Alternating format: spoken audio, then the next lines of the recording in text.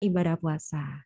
Nah, pada tema kali ini ya, kita akan membahas tentang tips dan trik puasa yang aman bagi ibu hamil dan deteksi dini kehamilan resiko tinggi, tentunya bersama narasumber kita pagi hari ini ya. Hari ini tuh narasumbernya spesial. Oke, terpercaya ya.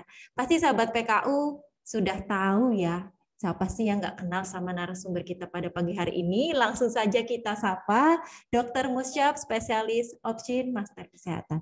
Assalamualaikum dokter. Waalaikumsalam warahmatullahi wabarakatuh. Gimana dok kabarnya dok? Alhamdulillah baik, sehat, Ya, alhamdulillah ya dok. dan selalu semoga dilindungi oleh Allah SWT. Amin. Gimana dok puasa bulan Ramadan ini lancar dok? Aman? Lancar, alhamdulillah, walaupun aktivitas ya dari pagi sampai sore, sampai 12 jam kurang lebih ya. Alhamdulillah masih diberikan kesehatan, semoga selalu diberikan kesehatan dan dilindungi oleh COVID-19 ini. Alhamdulillah ya berarti. Amin. Ramadan kali ini masih dalam masa pandemi ya dok ya, belum betul, berakhir. Betul. Oke.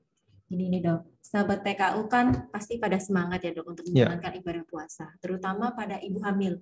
Tetapi ada ibu hamil juga masih rasanya itu gimana ya untuk menjalankan puasa, saya ini sanggup atau enggak, atau ada efeknya sama kehamilan saya atau enggak. Menurut dokter, untuk ibu hamil itu sendiri boleh berpuasa atau tidak, atau ada kriteria yang ini nih yang boleh puasa, ini yang tidak boleh, gitu dokter. Baik, jadi sebetulnya puasa sendiri itu dalam konteks beberapa penelitian itu banyak dilakukan. Jadi tentunya kalau saya memberikan statement, tentunya harus berdasar dari penelitian. Gitu. Penelitian yang dilakukan di beberapa negara, contohnya misalnya Inggris. Jadi Inggris sendiri melakukan penelitian karena dunia barat itu memang aktif dalam melakukan penelitian. Mereka meneliti antara ibu orang Muslim yang melakukan puasa dan yang melakukan tidak puasa. Di situ ada beberapa indikator. Indikator yang pertama dinilai adalah air ketuban, jumlah air ketuban pada ibu hamil yang berpuasa, berat badan bayi maksud saya, terus dan beberapa outcome yang lain. Contoh misalnya outcome nanti pada saat dia lahir, termasuk AQI pun. Jadi di negara barat tuh sampai AQI pun mereka uji apakah orang-orang yang berpuasa dan yang tidak berpuasa itu beda enggak gitu. Ternyata dari segi penelitian memang tidak ada perbedaan yang bermakna di beberapa negara yang melakukan penelitian. Memang ada sebagian yang bermakna, contoh berat badan. Itu pun secara statistiknya juga tidak bermakna, terutama kalau dilakukan di trimester kedua. Gitu. Jadi kesimpulan dari saya sebetulnya puasa itu tidak mempengaruhi dari beberapa outcome daripada bayinya. Contoh misalnya jumlah air ketuban, karena mungkin minum kurang ya. Orang awam berpikir karena minum kurang jadinya air ketuban kurang. Enggak, sebetulnya itu kalau kita berbicara mengenai organogenesis atau proses pembentukan organ-organ tubuh bayi, sebetulnya yang very important atau yang sangat penting itu adalah di usia kehamilan 0 sampai 13 minggu atau organogenesis. Memang ada yang mengatakan hati-hati berpuasa pada saat organogenesis ini 0 sampai 13 minggu. Gitu. Kenapa? Karena takutnya misalnya asam folatnya kurang dan beberapa vitamin lain yang kurang. Tapi di trimester satu pun ini alhamdulillah memang tidak ada yang signifikan. Tapi kebanyakan memang 0 sampai 16 minggu ibu-ibu hamil itu terkendala oleh HEG. Terkendala oleh hiperemesis gravidarum. Gitu ya. Atau muntah-muntah, Mbak Putri.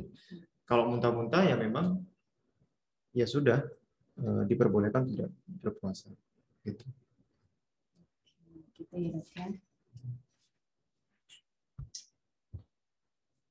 Berarti ada usia tertentu ya dok ya, yang misalnya tadi seperti dokter bilang 0 sampai 13 minggu, ya itu harus berhati-hati dalam melaksanakan Hati-hati. ibadah Tapi puasa. sebetulnya tidak ada penelitian yang mengatakan tidak boleh, ya. Tapi ada beberapa yang diperhatikan, misalnya, kebutuhan vitaminnya jangan sampai apa namanya Loss gitu ya. loss, kurang gitu ya. Terutama orang ibu-ibu yang memang dari apa namanya edukasi yang kurang ini ya. Terus biasanya sih memang terutama yang muntah-muntah banget ya, atau hiperemesis ya. Hiperemesis memang eh, dalam agama kita ya sudah berarti memang tidak diperbolehkan untuk berpuasa gitu ya. Tapi kesimpulannya memang puasa itu tidak mempengaruhi dari proses perkembangan dari janin, baik dari ketubannya, berat badan, termasuk saya bilang tadi outcome dari pada saat dia lahir, IQ. Jadi IQ-nya juga dinilai, misalnya diteliti. Apa ada ibaratnya nih dok kayak konsumsi yang khusus, syarat ibu hamil yang boleh berpuasa itu harus makan apa, minum apa Ya, kayak gitu dok? betul. Itu pertanyaan bagus itu. Jadi pertanyaan itu selalu disampaikan pada saat di praktek juga. Jadi ada triknya memang, ada tipsnya memang supaya ibu-ibu hamil itu berpuasanya berjalan dengan mulus, dengan lancar gitu. Salah satunya adalah biasa memang seorang wanita atau perempuan itu hobinya yang pedes-pedes. Benar, suka ya dok. Pedes-pedes ya. Jadi mungkin itu salah satu yang harus dibatasi. Pedes-pedes mungkin, makanan pedas mungkin terutama pada saat sahur. Jadi dihindari betul. Kalau bisa buka sama sahur dihindari dengan yang pedes-pedes yang terlalu. Sehingga yang pedes itu kan mengganggu peningkatan asam lambung gitu ya. Pedes, kecut ya. Itu harus dihindari supaya tidak terlalu mengganggu asam lambung gitu ya. Nah, itu satu. Yang kedua mungkin makanan-makanan yang sekiranya pencernaan, maksudnya yang dicerna dalam lambung itu agak lama. Contoh misalnya santan ya. Santan-santan itu agak lama yang bersantan itu agak lama dicerna dalam lambung sehingga mungkin harus dibatasi. Itu. Terus kalau mengenai ibu-ibu hamil biasanya tanya tuh, gimana lemas dokter? Lemas sih nggak apa-apa ya. Orang tidak hamil pun lemas. Iya benar ya dok. Oke. Kalau untuk kayak kebutuhan cairan, misalnya minum harus berapa? Harus lebih banyak atau ada jumlah yang perlu? Ya memang kebutuhan cairan atau minum itu ya harus dilebihkan ya. Kebutuhan orang dewasa dalam sehari kan kurang lebih antara minimal itu 1 liter ya, minimal 1 liter. Jadi kalau puasa sih mungkin ya dilebihkan ya mungkin sampai 2 sampai 3 liter. Makanya saya bilang kalau ibu hamil boleh. Jadi misalnya malam itu makan 2 sampai 3 kali, monggo-monggo aja gitu ya. Nanti sebelum sahur maksudnya, sebelum sahur misalnya habis buka, terus nanti habis tarawih, ngemil atau makan lagi, boleh ya dok? Boleh gitu ya. Yang penting kata kuncinya adalah makanan-makanan yang sekiranya merangsang asam lambung itu di stop dulu ya. Dan mungkin kalau memang ada riwayat penyakit MAH atau gastritis, bisa disupport dengan penambahan obat-obat supaya tidak kambuh asam lambungnya. Gitu. Nah, dan saya selalu ngomong sama ibu-ibu hamil itu, kalau nanti berpuasa bukan hanya mendapatkan pahala puasa, tapi insya Allah mendapatkan keberkahan yang lain lah. Amin. Gitu ya. Iya dok. Oke.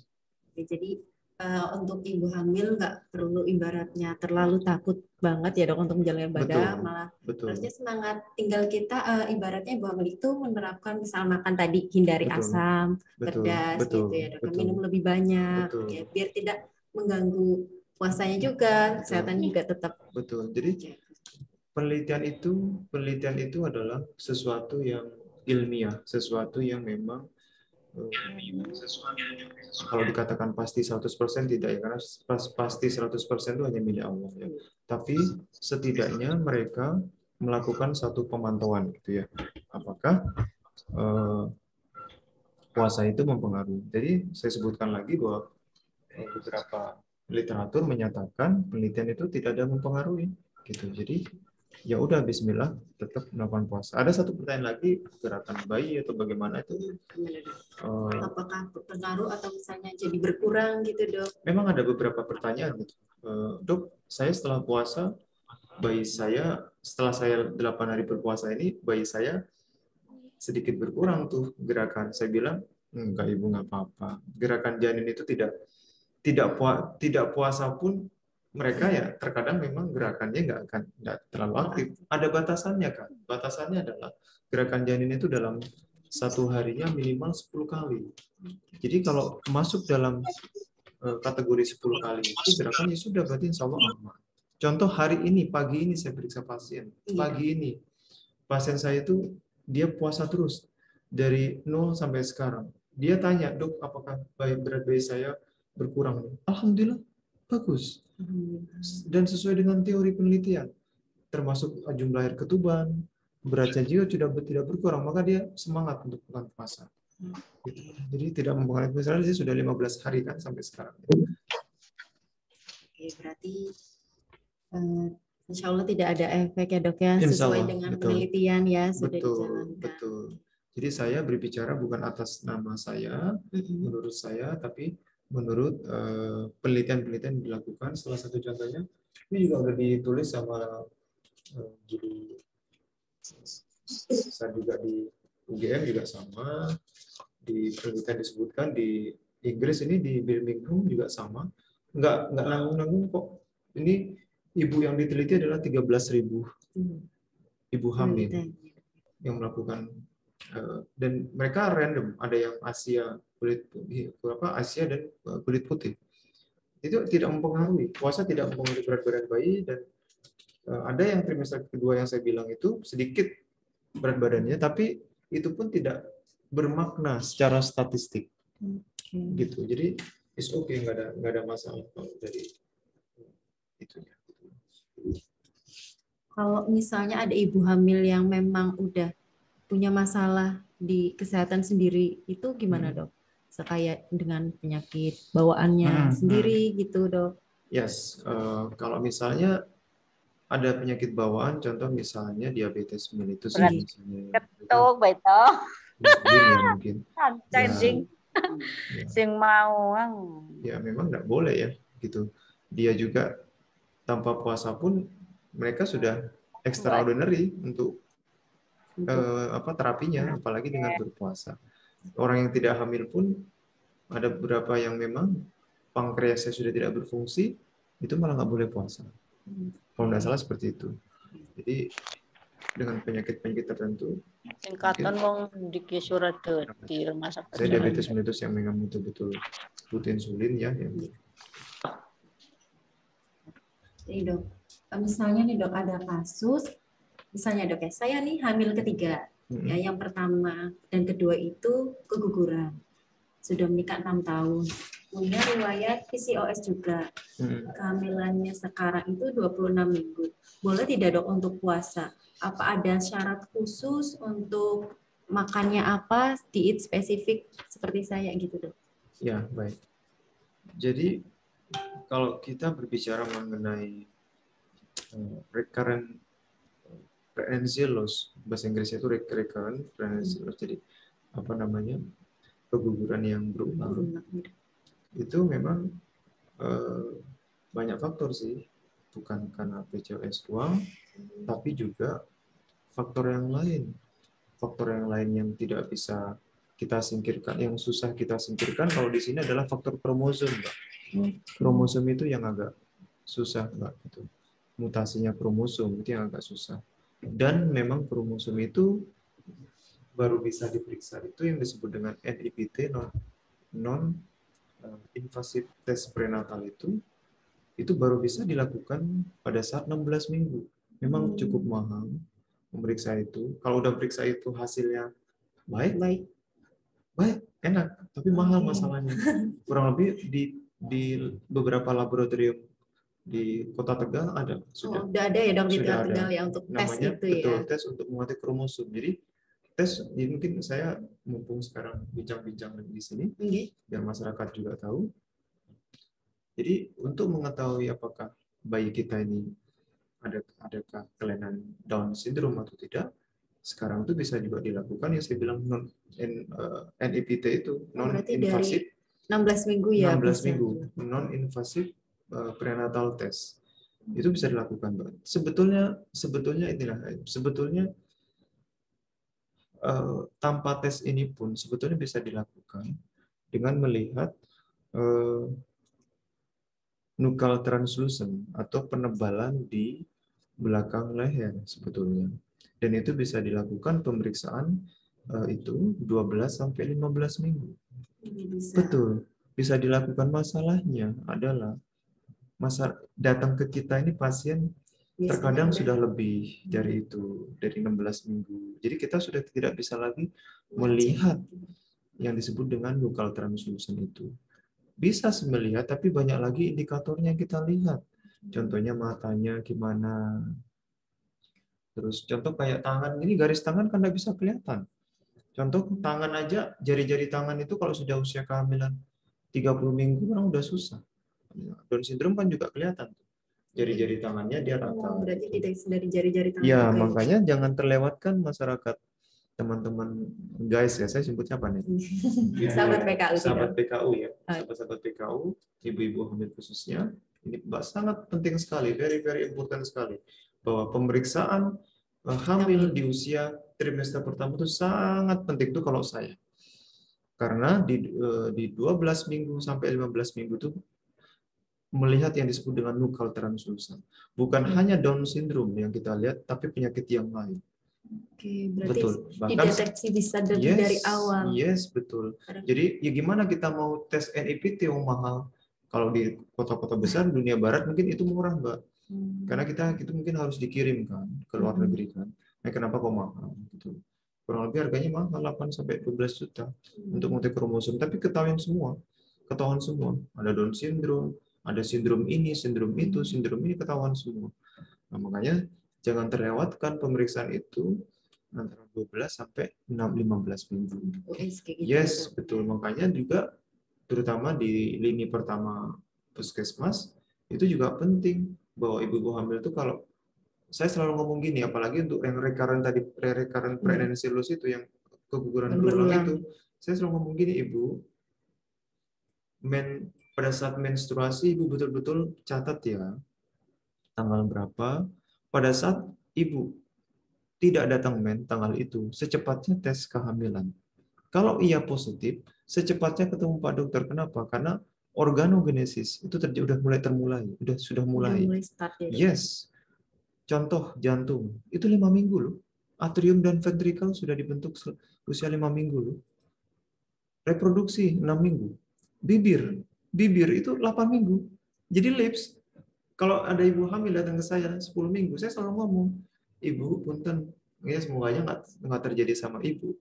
Kalau terjadi bibir sumbing atau macam-macam, itu terjadi sebelum ketemu saya. Saya selalu ngomong kayak gitu. Jari-jari itu terbentuk 7 minggu. Jadi sangat-sangat penting sekali di usia kehamilan 0. Makanya mungkin mengkampanyekan termasuk pembentukan penanaman daripada tropoblast. Tropoblast itu calon daripada plasenta. Makanya segala penyakit, segala permasalahan yang berhubungan dengan plasenta, salah satunya adalah preeklamsia, UGR, oligodramion, dan teman-teman itu dihubungkan dengan itu. Makanya betul-betul hati-hati. Tadi pertanyaannya adalah yang PCOS tadi itu ya, apakah ada makanan khusus yang memang PCOS dari yang terbaru terupdate itu, kalau dia penyebabnya PCOS itu dari awal hamil itu tetap ada dukungan metformin sampai 20 minggu. Ada dukungan metformin mengenai gula makanan manis-manis atau bagaimana, tentunya memang harus dibatasi gitu ya. Untuk makanan tertentu tidak ada perhatian khusus sih, yang memang diperhatikan metformin itu tetap harus diminum. Memang harus ada triknya minum metformin pada ibu hamil itu atau non hamil, memang pada saat setelah makan langsung diminum karena biasanya lemas. Metformin itu gitu, tapi sangat-sangat penting metformin itu untuk dilakukan. Itu aja. Jadi PCOS pada kehamilan, terus sekarang usia kehamilan 26 minggu, insya Allah aman, Pak Putri. Kalaupun melakukan puasa, tetap aja melakukan puasa. Insya Allah sudah lewat dari masa kritisnya PCOS. Untuk makanan-makanan ya mungkin seimbang aja ya. Gitu. Kalau udah seimbang tuh udah baik. Manis jangan terlalu manis banget kan gitu ya. Seimbang ya dok, jangan terlalu berlebih. Betul. Gitu, ya, intinya bagaimana caranya supaya, kalau bahasa saya itu makanan-makanan yang datar. Gitu. Maksudnya datar itu pedas tidak terlalu pedas, dingin jangan terlalu dingin, kecut jangan terlalu kecut gitu. Ya yang standar yang normal gitu betul, ya dok. Betul. Terlalu banyak juga yang tidak bagus. Betul, kayak gitu ya. Betul. Terutama kalau puasa ini betul-betul menjaga asam lambung kan, supaya tidak ya enak gitu loh, mulus perjalanannya gitu. Intinya kan di lambung kan ya. Betul. Kalau masalah lemes orang tidak puasa pun pasti lemes. Gitu ya, pasti lemes. Berarti tadi kan dokter membahas juga untuk seputar USG dok ya. Lebih bagus itu di awal kehamilan ya. Yes, sebetulnya bukan USG. Pertemuannya itu pertemuan awal itu sangat penting sekali. Tapi kalau untuk mendeteksi adanya penyakit-penyakit pada bayi, problem-problem pada bayi, jangan terlewatkan antara 12 sampai 15 minggu. Itu yang sangat penting sekali. Masa kritis di situ ya, masa kritisnya di situ. Ada something, ada sesuatu mesti kelihatan di situ. Ya, biasanya kan masyarakat tahunya nanti deh nunggu sampai biar jenis kelaminnya kelihatan kayak gitu ya dok ya, kebanyakan. Betul. Ini mungkin ilmu yang sangat penting sekali yang mungkin harus dicerna gitu Mbak ya. Gitu. Oke. Ya, bagi sahabat PKU ya, apapun misalnya lagi hamil atau saudaranya lagi hamil ya, ibaratnya ini kan pengetahuan bagus ya dok ya, segera melakukan pemeriksaan awal kehamilan itu lebih bagus. Jadi nggak usah nunggu nanti-nanti kayak gitu ya dok. Betul. Karena segalanya itu dimulai dari awal. Gitu. Oke.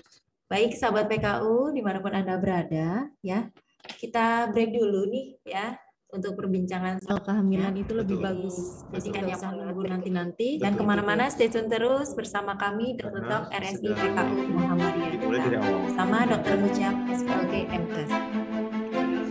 Baik sahabat PKU dimanapun Anda berada ya, kita break dulu nih ya untuk perbincangan soal kehamilan itu lebih bagus. Yang bersama nanti yang kemana-mana stay tune terus bersama kami Dr. Talk RSI PKU Muhammadiyah. Bersama Dr. Mucap SPLG MKes. Baik sahabat PKU, kita break dulu ya. Kemana-mana stay tune terus bersama kami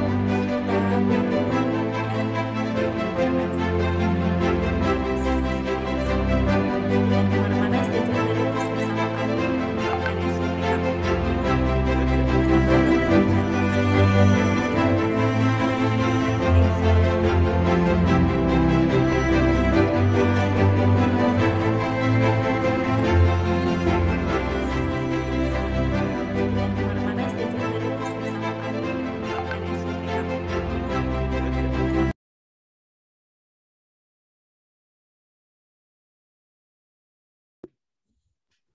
kami Dr. RSI PKU. Oke, terima kasih tetap setia bersama kami di Dr. Talk RSI PKU Muhammadiyah Tegal bersama narasumber kita Dr. Musyab SPLG MKes. Nah, pada kali ini kita bagi para sahabat PKU yang ingin bertanya-tanya ya, nanti ada sesi tanya dan jawab pada narasumber kita. Jadi, monggo barangkali mempunyai pertanyaan seputar tema kali ini atau tentang kehamilan, persalinan, atau kebidanan, atau kandungan, bisa langsung komen aja yang sudah kita sediakan, ketik aja pertanyaan di situ. Nanti pasti akan dijawab pada narasumber kita pada pagi hari ini.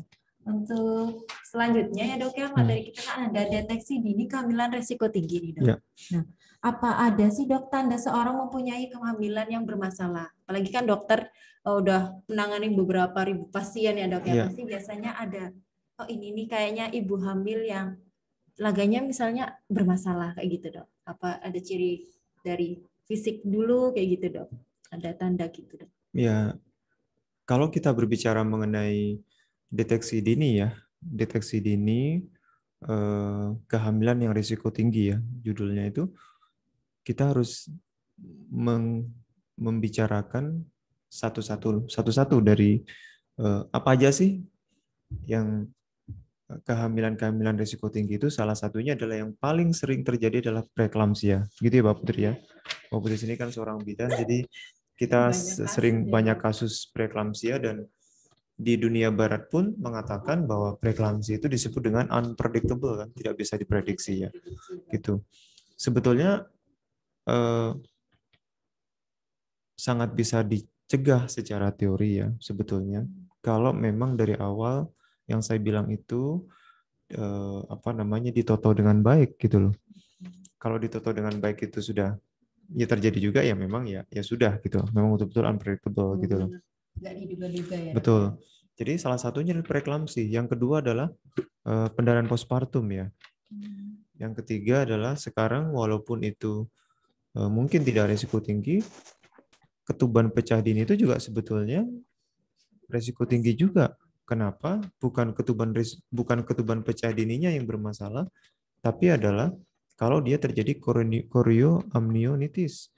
Dia menyebabkan yang namanya solusio placenta, atau disebut dengan bahasa kedokterannya abrosio placenta atau solusio placenta, lepasnya placenta, dan itu sangat fatal baik ibu maupun bayi. Kalau bayi jelas, kalau jangan lama, 1-2 jam aja terjadi solusi placenta, bayinya meninggal. Contoh misalnya, kalau kita berbicara mengenai deteksi dini, contoh preeklamsia ya. Preeklamsia sebetulnya bisa dinilai dari awal. Contoh misalnya, kalau sekarang ilmu terbaru yang sudah dibukukan sama Kemenkes, POKI juga, Perkumpulan Dokter Kandungan Indonesia, juga sudah membukukan yang disebut dengan PNPK, perkumpulan semua terapi-terapi dan penata laksanaan, termasuk sekarang sudah dibukukan di Kemenkes. Contoh preeklamsi, Mbak Putri. Preeklamsi sendiri itu sebetulnya sangat bisa dinilai, Mbak Putri. Kalau di teori itu mengatakan ada faktor risiko ringan, sedang, dan berat ya. Tapi kalau kita simpulkan, nggak usah berat, ringan, berat, sedang, sebetulnya hamil pertama itu termasuk faktor risiko. Primi gravida. Wanita yang baru hamil pertama. Yes, betul. Itu termasuk faktor risiko sebetulnya. Jadi kalau kita berbicara mengenai patofisiologi itu apa ya, orang awam bilang?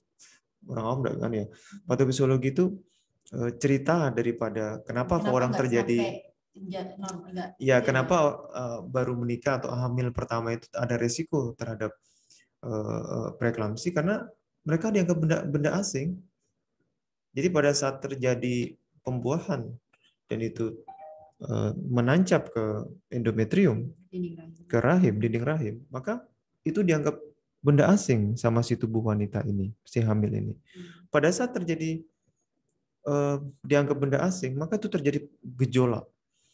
Kalau si dari ibu hamilnya ini dia menerima, maka tidak terjadilah preeklamsi. Nah, pada saat terjadi faktor-faktor inflamasi atau terjadi gejolak yang tidak baik, dan akhirnya yang proinflamasinya yang menang, terjadilah preeklamsi.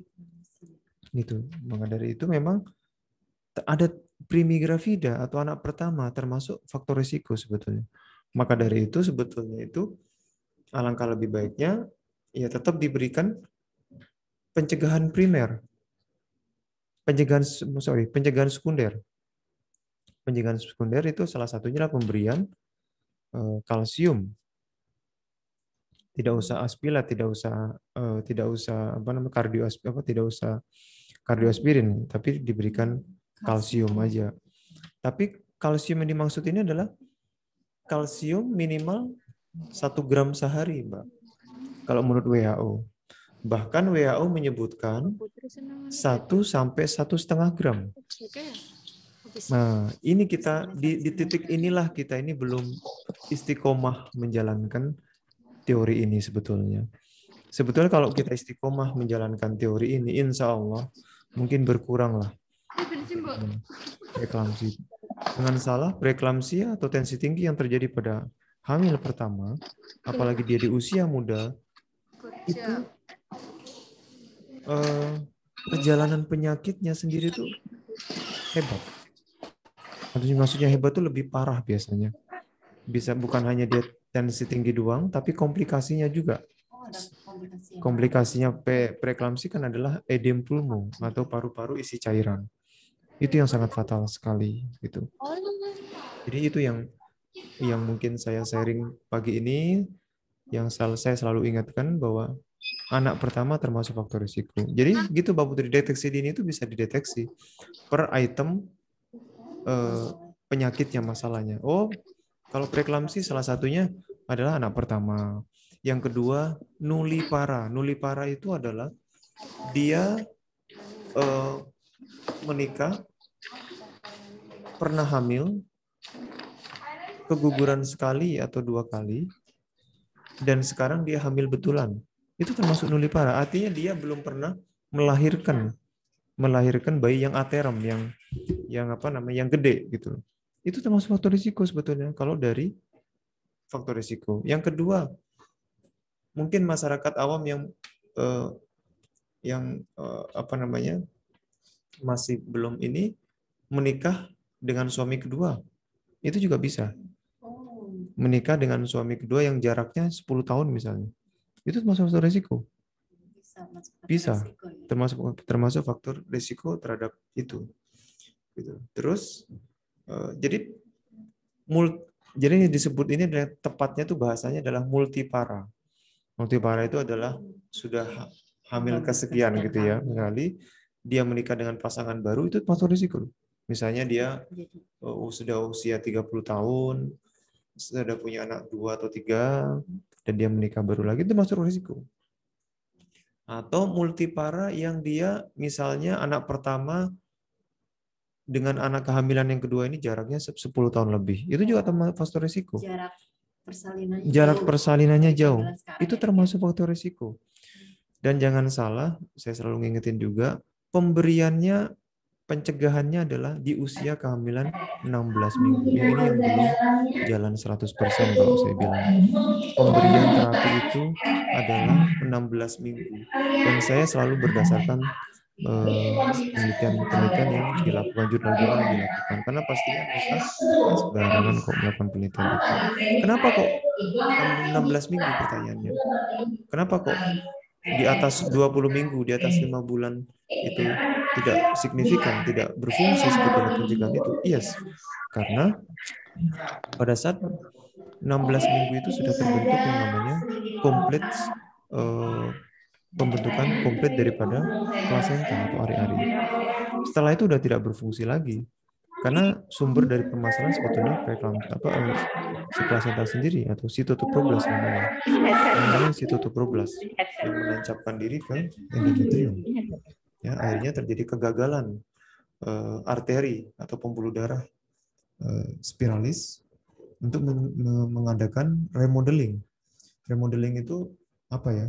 Ya, andaikan bangunan itu dibangunnya itu tidak dengan baik gitu loh. Akhirnya apa? Akhirnya ya udah kamarnya nggak enak, oksigennya kurang gitu. Akhirnya apa? Penyempitan semua. Andaikan kamar mandi nggak jalan, nyumpet semua gitu, buntu semua gitu.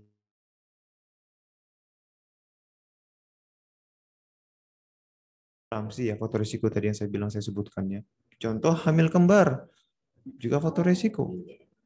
Jadi hamil kembar pun bisa dicegah dari awal sebetulnya. Makanya kalau di saya sudah saya edukasi dari awal, Ibu, hamil kembar ini adalah faktor risikonya sangat banyak. Bahkan sekarang disebut hamil kembar itu bukan hamil yang biasa, yang normal.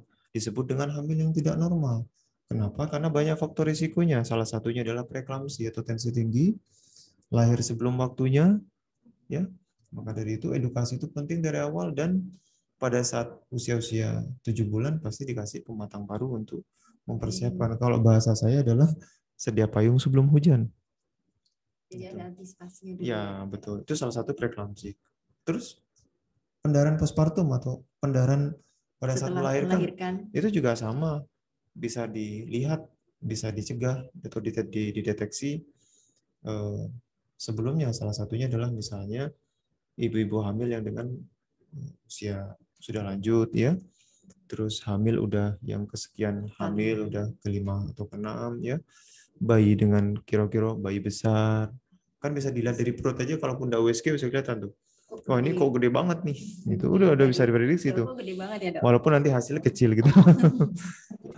Bisa diprediksi sebelumnya. Oke.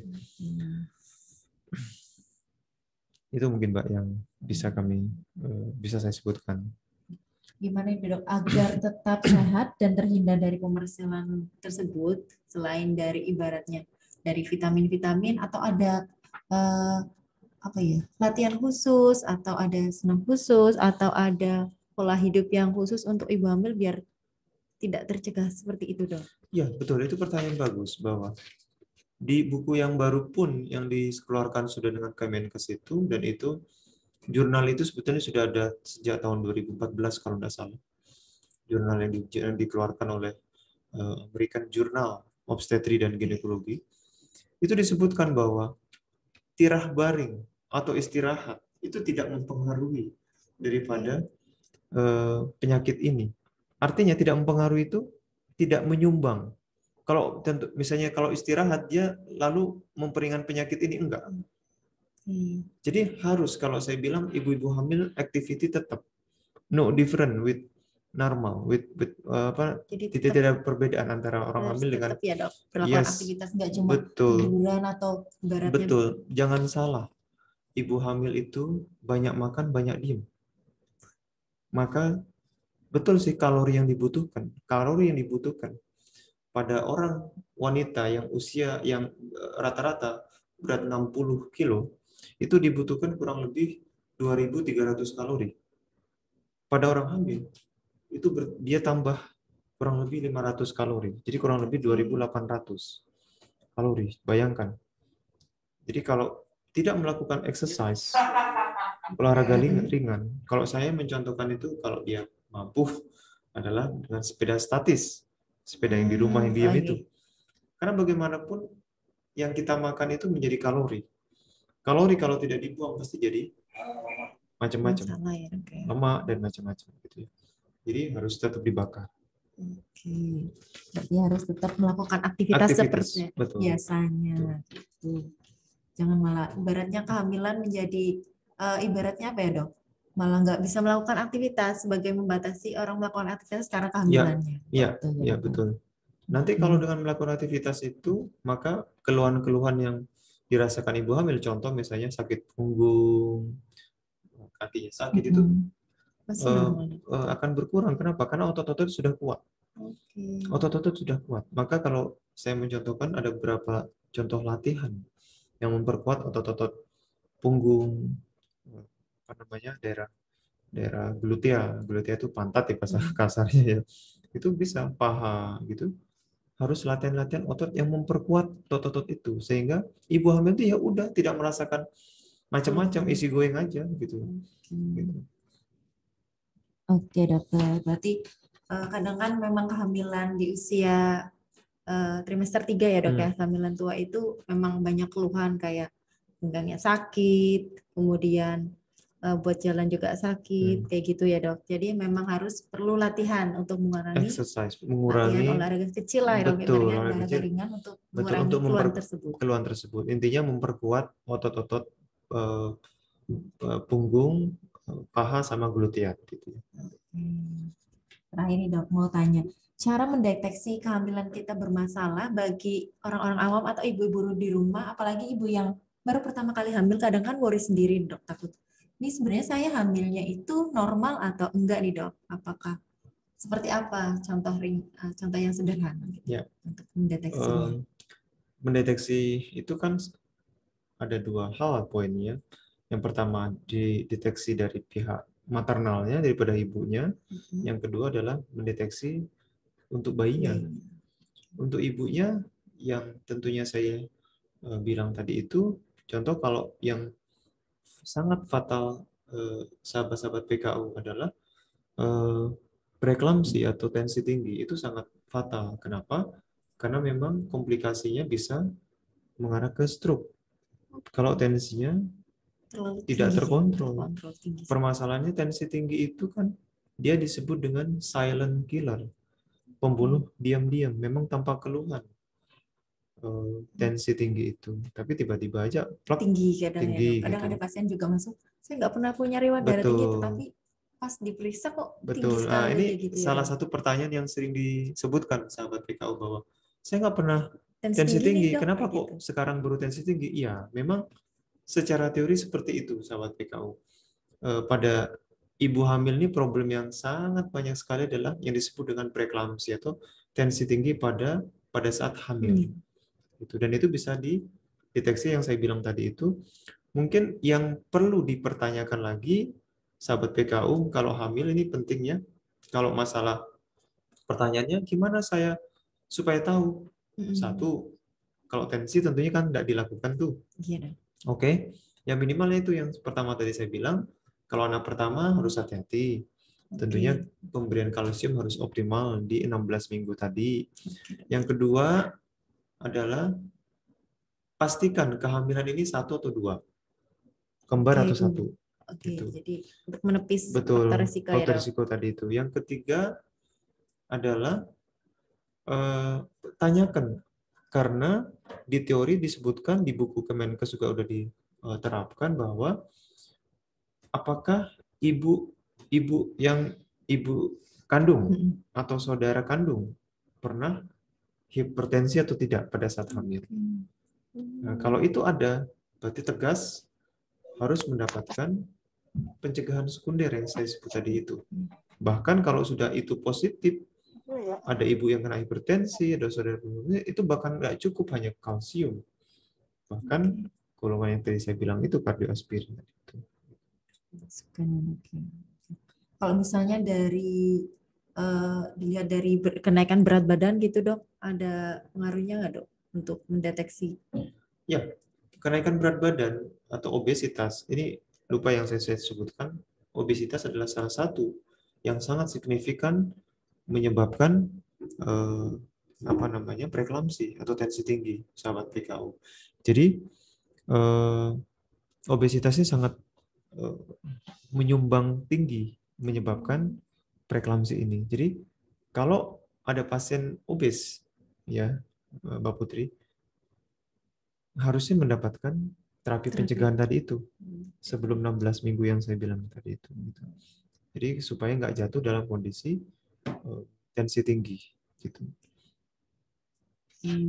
Baik dokter, berarti intinya untuk mendeteksi sendiri itu, misalnya tensi tinggi ya mungkin rutin kontrol ya dok ya, agar biar tahu kenaikan tensinya juga. Selain itu konsumsi tadi ya dok ya, pencegahan sekunder seperti kalsium kayak gitu harus memang benar-benar dirutinkan atau benar-benar dipraktekkan ya dok ya.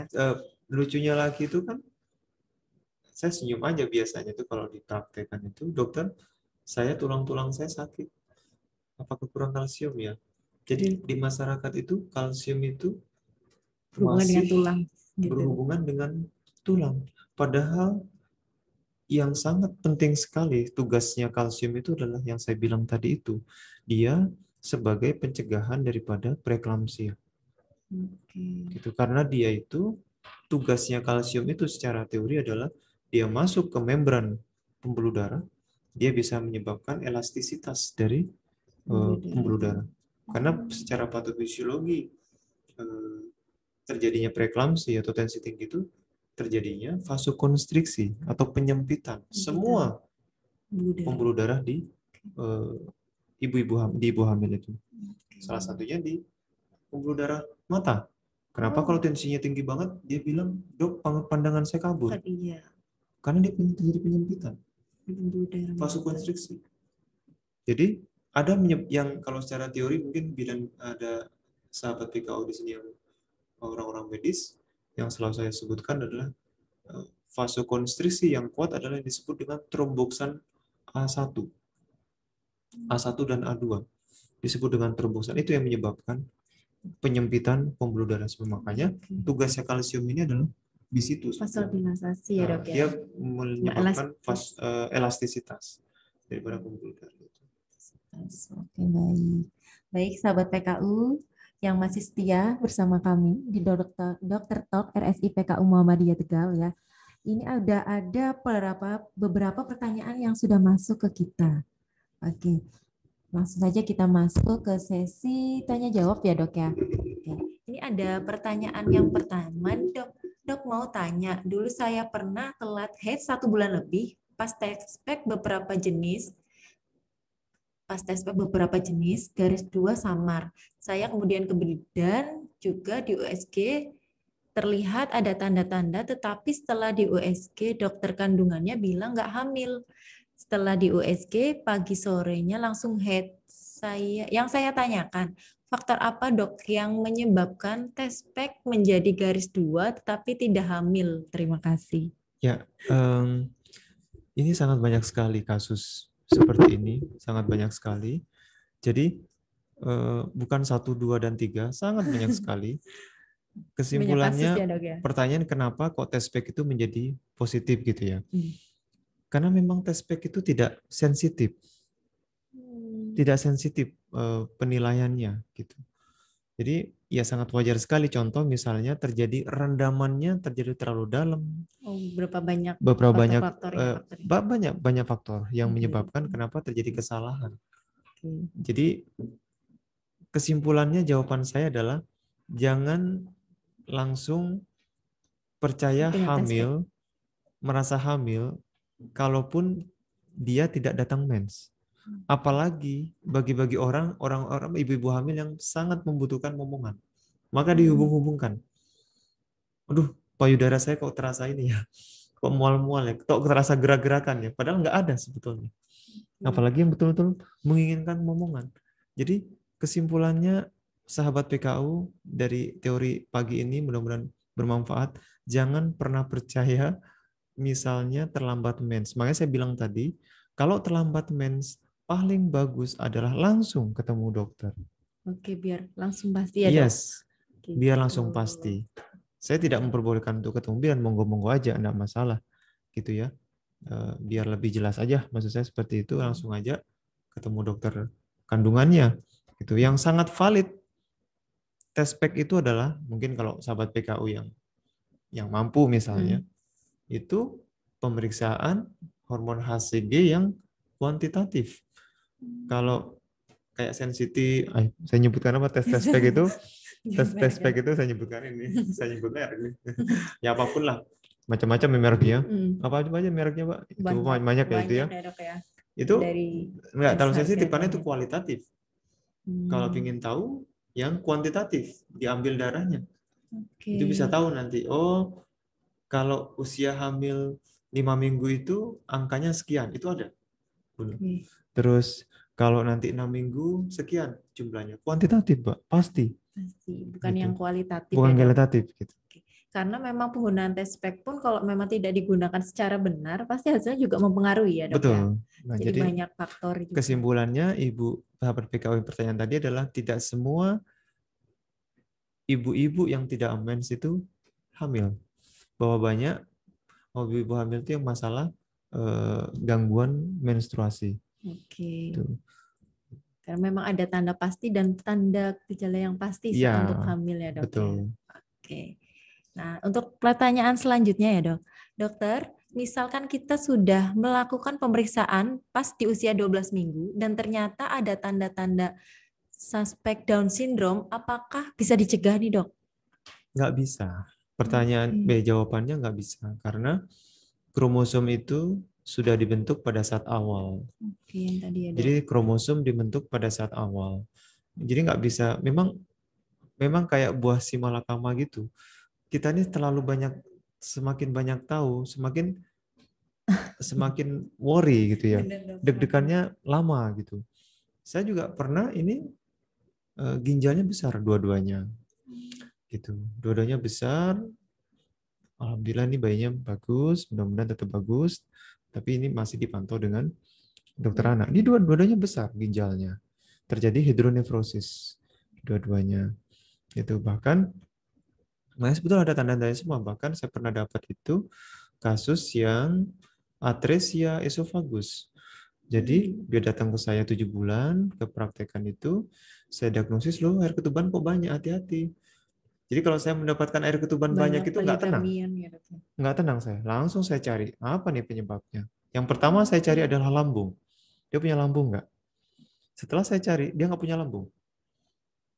Dia nggak punya lambung. Setelah nggak punya lambung, udah tegas saya mengarah ke sana. Periksa lagi, oke bahasa saya biasanya ngadem-ngademin saya Mbak. Jadi Bu, nggak bikin takut ya dok santai ya. aja dulu, nanti kontrol mali aja 1 bulan, nanti saya minta evaluasi. Betul, kontrol lagi, berat badan tidak terlalu signifikan nambah, kecil, UGR. Karena apa? Dia nggak makan. Lambung sama, nggak terbentuk. Air ketuban tambah banyak. Akhirnya betul, lahir terjadi penyumbatan atau atresia di esofagus. Bahkan mengarah ke trakea sini. Jadi lahir, langsung kaku, sempat mau dilakukan masuk apa namanya ET atau apa, nggak bisa masuk. Karena memang Nggak ada, buntu. Dia meninggal si bayinya. Jadi sangat penting sekali untuk melihat lambung, sahabat PKU. Kalau di kami, di saya, melihat lambung itu bisa saya lakukan 22 minggu. Oke, udah terlihat ya dok. Lambungnya ada masalah atau enggak? Oke. Anus 22 minggu. Saya lihat. Jadi sebetulnya 4 dimensi itu sebetulnya ya hanya ini doang maksudnya untuk melihat muka doang.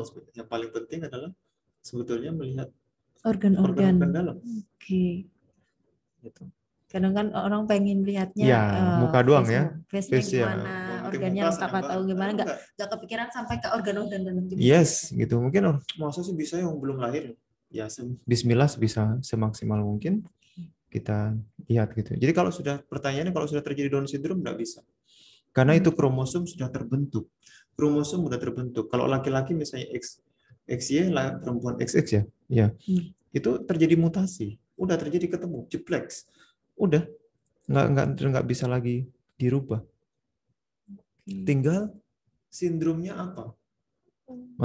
Yang saya sebutkan tadi itu pemeriksaan non-invasif prenatal test itu bisa mengetahui sekian sindrom. Sindrom Edward syndrome, Edward apa, sindrom ini, Down syndrome, apalagi banyak sindrom banyak sekali. Semakin banyak itemnya semakin mahal. Kalau tidak salah 12 juta. Kalau yang paling rendah, kalau tidak salah 7 sampai 8. Ya memang tenang dokternya. Tenang-tenang aja kalau enggak. Misalnya periksanya normal, misalnya udah tenang, normal gitu loh. Nggak usah lagi USG. Apa yang USG paling cuma lihat 4 dimensi doang. Lihat mungkin pertambahan berat badannya kayak gitu. Iya.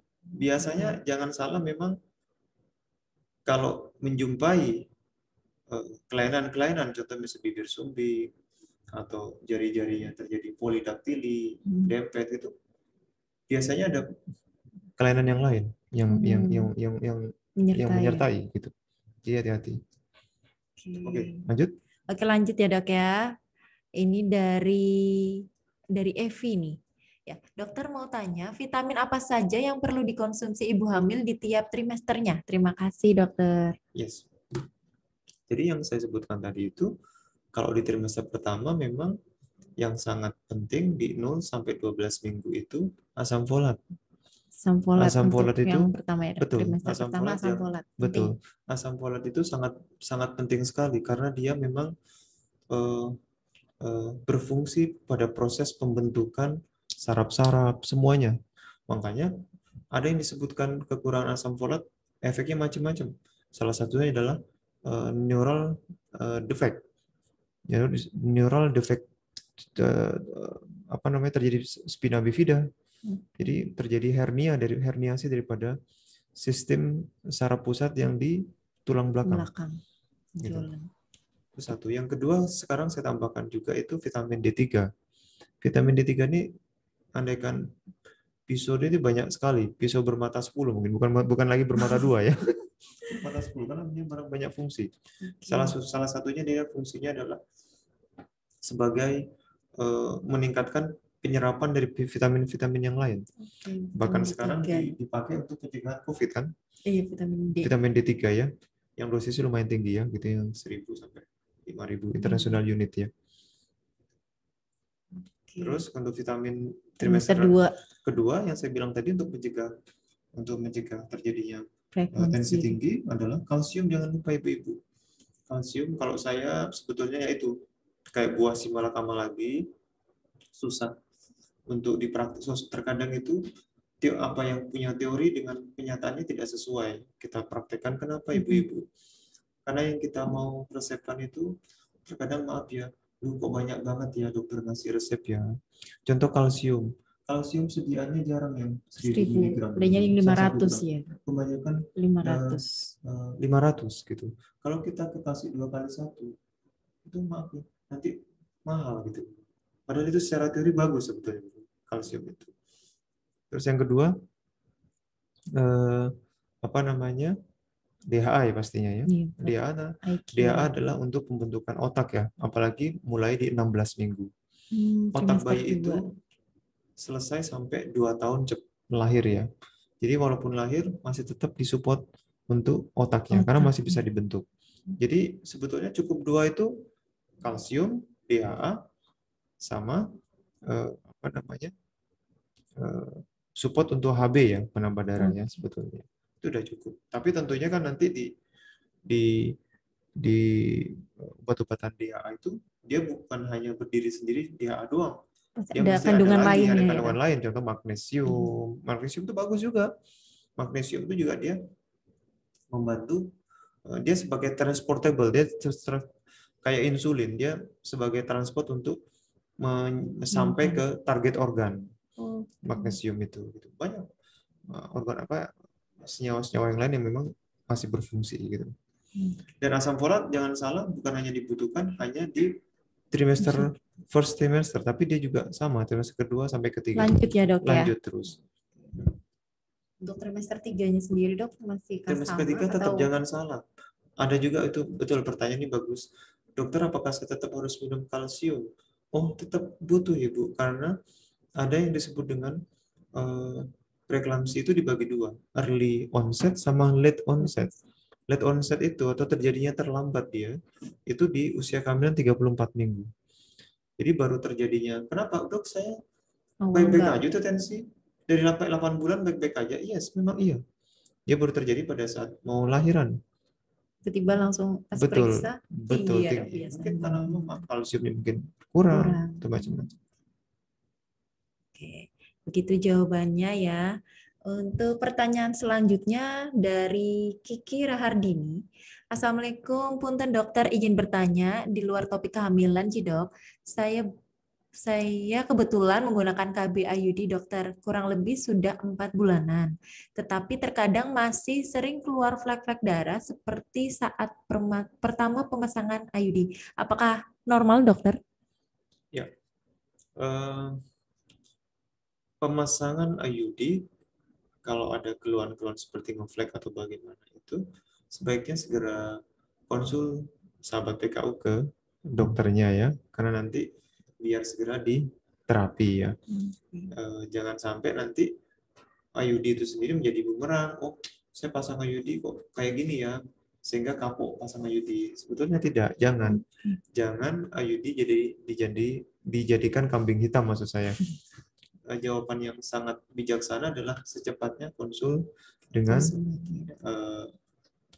dokter kandungannya. Gitu. Secepatnya konsul biar memberhentikan ngeflek-ngefleknya itu. Memang sih tidak semuanya ibu-ibu itu cocok dengan IUD. Ada yang memang tidak cocok, yang ngeflek terus itu. Tapi saya punya keyakinan bahwa sesuatu yang dibentuk itu pabrik yang bentuk pastinya ya, yang membikinnya itu tentunya sudah melalui penelitian yang sudah cukup baik gitu ya, tentunya beberapa uji lah pasti. Jadi insya Allah sih baik. Tapi ya kembali lagi, yang kita reseptornya manusia ini juga. tidak 100% ya gitu ya. Oke.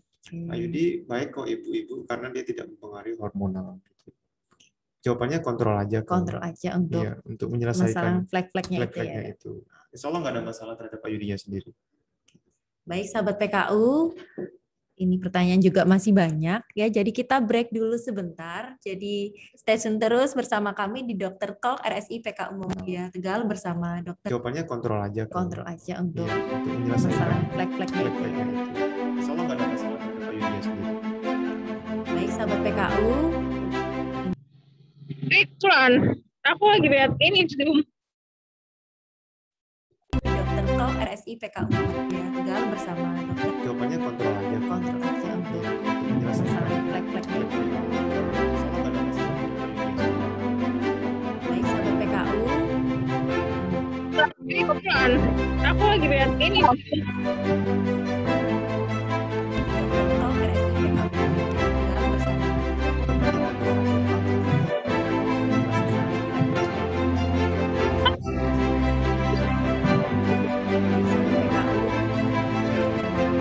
Iklan, aku lagi lihat ini. Iklan,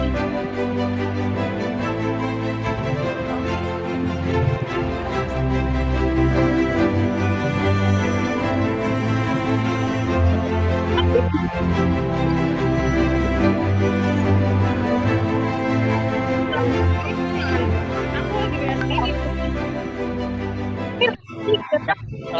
Iya yang udah dirawat. Iya yang bagus-bagus. Oh. Ya nomor satu. Terima kasih masih setia bersama kami ya. Oke, ini kita lanjutkan sesi tanya jawab ya. Yang selanjutnya, oke kita bacakan dari ini apa ini? Nggak ada namanya, puas 9. Aduh. Dok, saya mau tanya, usia kehamilan saya sudah masuk 37 minggu. Alhamdulillah kuat puasa, tapi sering kontraksi atau perutnya kencang. Itu normal enggak ya, Dok? Ini kehamilan saya yang pertama. Terima kasih. Iya, itu pertanyaan ini banyak. Ini wahana memang yang penting sekali, Ibu sahabat PKU. Pertanyaannya adalah, dokter saya sudah masuk usia 37-38 minggu. Ini sudah mulai kencang-kencang. Alhamdulillah jawabannya. Kencang-kencang itu kalau sudah masuk 37-38. Jadi 37-38 itu adalah sudah masuk di usia matang.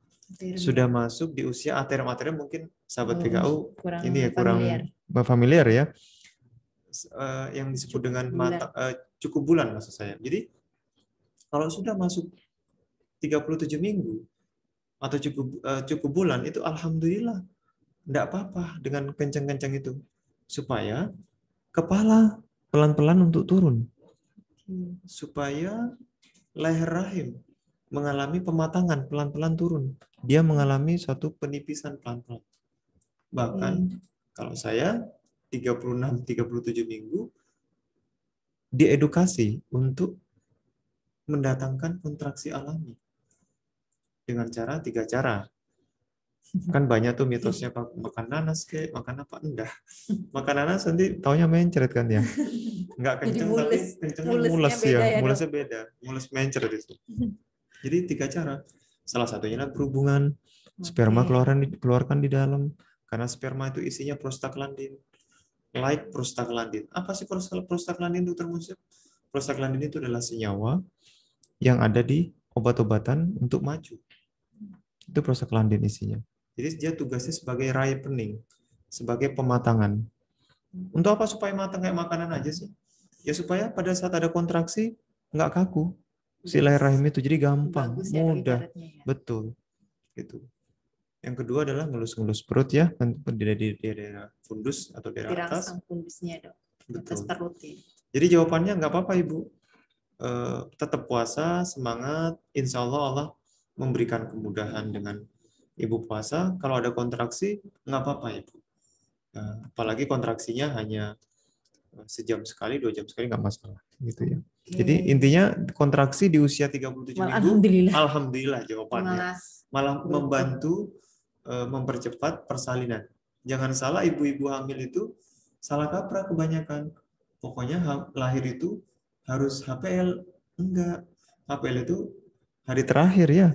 Malah kalau HPL nggak lahir harus dipacu, nggak nyaman kan gitu loh. Jadi malah harus sebelumnya, sebelum HPL dengan adanya kontraksi alami gitu ya. Oke, gitu ya dok ya. Untuk pertanyaan selanjutnya, ini berhubung waktunya ya dok ya, ternyata sudah hampir satu jam, nggak terasa.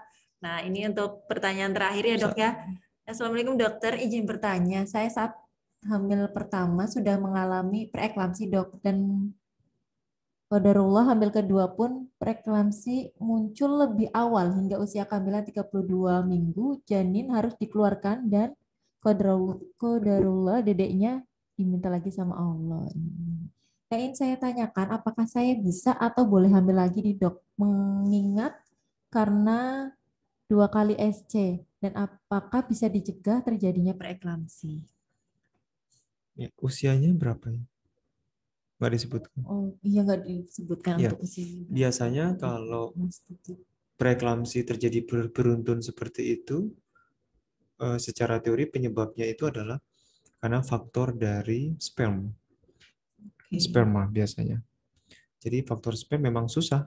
Masa harus ganti suami kan lucu. Gitu. Kan lucu ya, enggak ya. Jadi ya dari faktor yang pencegahan saya bilang tadi itu semaksimal mungkin harus dilakukan. Kalau bisa mah bukan di usia kehamilan 15-14 minggu lagi, mungkin saya sudah lakukan preventif sejak 12 minggu. Kalsium bukan hanya saya kasih 1 gram, saya kasih 1,5 gram, Mbak. WHO bilang 1,5 gram. Bisa dibaca di buku yang jurnal-jurnal macam-macam, WHO menyebutkan 1,5 gram. Apalagi sudah kayak gini, 2 gram pun saya berani. Untuk pencegahan banget. Sama jangan lupa yang asam asetil silat tadi, atau disebut dengan aspilat, nama dagangnya namanya. Gitu. Jadi itu yang harus diberikan. Lah masalahnya sahabat PKU, apakah kita konsisten, istiqomah dalam melakukan ini? Itu pertanyaannya. Apakah kita sama-sama kerjasama yang cantik, semua stakeholder kesehatan itu? Itu pertanyaannya. Itu teman-teman yang lainnya Bu Nurul soalnya. Gitu. Jadi Bismillah bisa Ibu dengan dipersiapkan dengan baik ya. Tentunya alhamdulillah di PKU juga sudah ada dokter jantung. Saya lebih berani lagi untuk melakukan perawatan-perawatan yang lebih berat di rumah sakit kita ini. Bahkan mungkin dulu nggak berani melakukan operasi dengan kelainan jantung, mungkin sekarang berani melakukan jantung karena sekarang sudah ada dokter jantung di tempat kita. Untuk sahabat PKU semuanya, maaf sekali tidak bisa kita bacakan satu persatu ya untuk pertanyaan, karena memang mungkin ada lagi nanti sesi. Iya, mungkin ada sesi berikutnya ya dok ya. Iya. Oke, ternyata kita tidak terasa sudah 1 jam waktu kita di Dokter Talk RSI PKU Muhammadiyah Tegal. Terima kasih tetap setia pada acara kami, dan jangan lupa saksikan Dokter Talk selanjutnya ya. Nanti pasti ada ibaratnya woro-woro ya dok ya. Ada kabar dari Dokter Talk untuk narasumber yang oke dan terpercaya. Untuk kali ini terima kasih sekali dokter sudah sharing. Kata-kata terakhir ya. Jadi teori dari segala teori pastinya yang saya bilang adalah Allah ya pastinya ya. Jadi sahabat PKU, ibu-ibu hamil, jangan galau, tetap semangat puasa ya, karena saya punya keyakinan hidup dan mati kita ini di tangan Allah kan. Jadi walaupun tidak puasa, kalau kontraknya selesai di situ ya udah sudah selesai. Itu jadi saya juga bilang sama anak saya sendiri, ibu-ibu hamil saya bilangin juga, percayalah bahwa tergantung dari niat. Tergantung dari awal niat ya, Dok. Tergantung dari awal niat. Kalau awal niatnya, aduh saya kuat enggak ya? Kalau sudah saya aduh kuat enggak, itu sudah nanti kayak ragu-ragu ya. Itu kan tergantung permintaan kita kan. Jadi mintalah kalau bisa ya pada saat sholat tarawih atau syukur-syukur setelah sahur sholat, minta ya Allah saya berikan kekuatan untuk menjalankan ini. Insya Allah Allah maha segalanya bisa untuk menjalankan itu semua gitu. Jadi saya hanya punya keyakinan, terlepas saya juga ada orang berilmu ya, dokter kan orang berilmu, ada dasar, tapi ilmu dari segala ilmu adalah tetap Allah Subhanahu wa taala. Jadi percayalah. Bahkan di Al-Qur'an saya lupa surat apa, karena saya bukan ustaz. Saya lupa. Bahwa yang tahu 100% itu dalam kandungan itu Allah memang. 100% bukan memang, pasti. Jadi percayalah yang mendesain semua itu Allah semua. Jadi insya Allah ibu-ibu hamil percayalah, tetap puasa, nanti bukan hanya mendapatkan pahala, mudah-mudahan bayinya juga menjadi anak yang soleh dan soleha. Oke, terima kasih. Terima kasih Mohon maaf Dok. kalau ada salah kata, kekurangan hanya milik saya, kalau lebih hanya milik Allah ya. Kesempatan milik Allah Subhanahu wa taala. Terima kasih dokter atas waktunya pada kesempatan kali ini sudah men-share ilmunya, berbagi ya Dok ya. Sangat bermanfaat. Oke. Kepada sahabat PKU semuanya, terutama di sini juga saya juga ya Dok. Terima kasih sekali. Nah, baik untuk sahabat PKU ya, untuk mengenai informasi lebih lanjut untuk Dokter Talk atau yang lain terkait dengan rumah sakit kami, jika sahabat membutuhkan informasi silakan hubungi di hotline kami di 0283 344 8131. Itu aktif ya selama 24 jam. Langsung saja bisa hubungi hotline kami yang tadi. Saya ulangi 0283 344 8131 atau bisa melalui medsos kami di RSI PKU Muhammadiyah Tegal. Follow Instagram kami @RSI-PKU Muhammadiyah Tegal atau Facebook RSI Singkil dan YouTube channel kami di RSI PKU Muhammadiyah Official untuk mendapatkan informasi pelayanan kesehatan dari RSI PKU Muhammadiyah Tegal. Nah, untuk RSI PKU Muhammadiyah Tegal juga ada layanan terbaru dari kami yaitu pendaftaran online sahabat RSI. Nanti bisa saja download aplikasi di Play Store Get RSI Singkil, GATE RSI Singkil di Play Store kalian masing-masing. Dapatkan akses dan kemudahan lainnya di aplikasi ini yakni ada informasi jadwal praktik dokter, ketersediaan ruangan, informasi antrian poliklinik. Nah, mudah sekali, hanya cukup handphone saja kita sudah bisa melakukan pendaftaran online, jadwal praktik dokternya jam berapa saja kita tahu ya. Setelah melakukan pemeriksaan tersebut, RSI Singkil juga menyediakan jasa pengantaran obat yaitu Halo Bro. Nah, jadi sahabat RSI setelah melakukan pemeriksaan, jangan takut untuk menunggu obat lama-lama. Karena setelah berobat ada layanan jasa Halo Bro. Nanti petugas Halo Bro yang standby di dekat loket pendaftaran dan customer service kami bisa mengantarkan obatnya sampai ke rumah. Nah, sangat mudah sekali bukan? Maka dari itu tetap setia kepada kami karena kami setia melayani sahabat semuanya. Sahabat jangan takut berobat ke RSI PKU Muhammadiyah Tegal karena kami selalu mengikuti protokol kesehatan yang sesuai standarisasi dari Kemenkes dan WHO. Baik, untuk layanan terbaru dari Rumah Sakit Singkil ada layanan ESWL yaitu Extracorporeal Shockwave Lithotripsy, yaitu pecah batu ginjal tanpa perbedahan. Menggunakan layanan ESWL ini adalah prosedur untuk mengatasi penyakit batu ginjal dengan menggunakan gelombang kejut. Jadi melalui ESWL ini batu ginjal dapat dibuang tanpa melalui tindakan pembedahan. Wah, sudah semakin canggih ya rumah sakit kita ya. Kemudian ada poliklinik spesialis jantung terbaru ya, yaitu ada Dr. Yanuar Surya Pratama di sana, buka hari Senin sampai Sabtu pukul 7 sampai 14. Dan ada juga polikandungan ya, yang tadi barangkali belum cukup puas untuk melakukan konseling atau bertanya-tanya di sesi ini, bisa langsung saja datang ke RSI Singkil, ketemu sama Dr. Musja. Gitu. Baik, sudah 1 jam, saya Putri Aulia bersama kru yang bertugas pada pagi hari ini mengucapkan mohon maaf apabila saat penyampaian atau jalannya diskusi kali ini ada kendala. Ya, salam sehat untuk sahabat PKU, selamat melanjutkan aktivitas Anda kembali, tetap melaksanakan protokol kesehatan. Akhir kata, wabillahi taufiq wal hidayah, wassalamualaikum warahmatullahi wabarakatuh. Waalaikumsalam warahmatullahi wabarakatuh. Sahabat PKU, selamat melanjutkan